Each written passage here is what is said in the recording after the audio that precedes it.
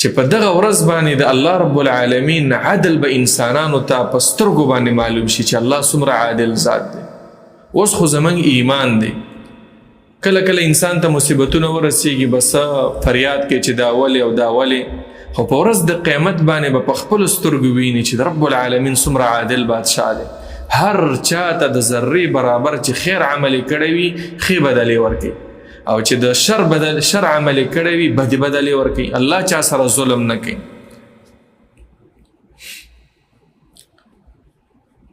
بله غټه فایده دا ده چې انسان ته تسلی ملاویږي چې دا دنیا دا زمونږ د راحت او د اطمینان او د سکون او د سوکالۍ دپاره نه دی، بلکې زمونږ د راحت شپې چې دي هغه پس د مرګه به شروع کی.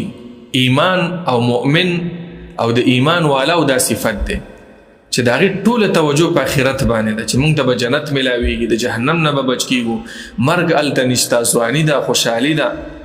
نو د دې وجې نه نور هم شوق به پیدا کېږي چې نور نیک اعمال وکړي، د بدو اعمالو نه ځان وساتي. خلاصه دا شوه چې په ورځ د قیامت باندې ایمان لرل، او په ورځ د قیامت چې څه کېږي په دې ټولو ایمان لرل، لکه په ورځ د قیامت د الله رب العالمین سره ملاقات کېږي، حساب ورځ د حساب کېږي، پل صراط دی هلته، میزان دی، انسانانو اعمال تللی کېږي، دارنګې نور مراحل دي. په دې ټولو به ستا ایمان وي چې قرآن موږ ته څه بیان کړي او احادیثو موږ ته څه بیان کړي دي.